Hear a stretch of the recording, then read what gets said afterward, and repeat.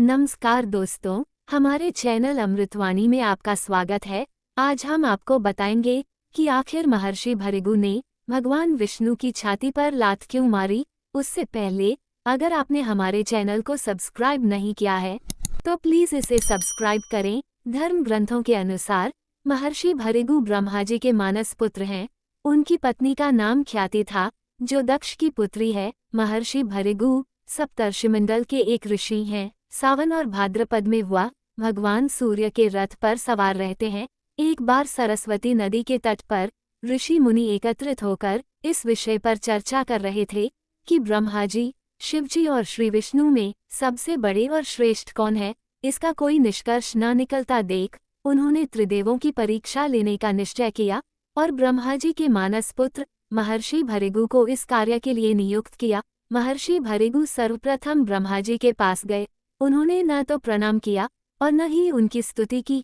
यह देख ब्रह्मा जी क्रोधित हो गए। क्रोध की अधिकता से उनका मुख लाल हो गया, लेकिन फिर यह सोचकर कि ये उनके पुत्र हैं, उन्होंने हृदय में उठे क्रोध के आवेग को विवेक बुद्धि में दबा लिया। वहां से महर्षि भृगु कैलाश गए। देवाधिदेव भगवान महादेव ने देखा कि भृगु आ रहे हैं तो वे प्रसन्न होकर अपने आसन से उठे और उनका आलिंगन करने के लिए भुजाएं फैला दी। किंतु उनकी परीक्षा लेने के लिए भृगु मुनि उनका आलिंगन अस्वीकार करते हुए बोले, महादेव, आप सदा वेदों और धर्म की मर्यादा का उल्लंघन करते हैं। दुष्टों और पापियों को आप जो वरदान देते हैं उनसे सृष्टि पर भयंकर संकट आ जाता है, इसलिए मैं आपका आलिंगन कदापि नहीं करूंगा। उनकी बात सुनकर भगवान शिव क्रोध से तिलमिला उठे।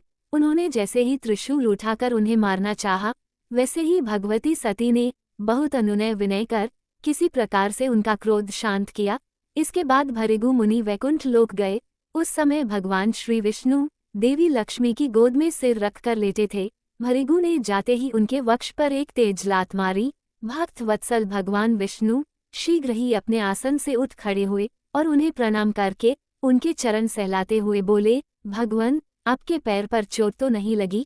कृपया इस आसन पर विश्राम कीजिए। भगवन, मुझे आपके शुभ आगमन का ज्ञान न था, इसलिए मैं आपका स्वागत नहीं कर सका। आपके चरणों का स्पर्श तीर्थों को पवित्र करने वाला है। आपके चरणों के स्पर्श से आज मैं धन्य हो गया। भगवान विष्णु का यह प्रेम व्यवहार देखकर महर्षि भृगु की आंखों से आंसू बहने लगे। उसके बाद वे ऋषि मुनियों के पास लौट आए और ब्रह्मा जी, शिव जी और श्री विष्णु के यहाँ के सभी अनुभव विस्तार से सभी को बताया। उनके अनुभव सुनकर सभी ऋषि मुनि बड़े हैरान हुए और उनके सभी संदेह दूर हो गए। तभी से वे भगवान विष्णु को सर्वश्रेष्ठ मानकर उनकी पूजा अर्चना करने लगे। आपको हमारी यह वीडियो पसंद आई हो तो हमारी वीडियो को लाइक करें, शेयर करें और चैनल को सब्सक्राइब जरूर करें। धन्यवाद।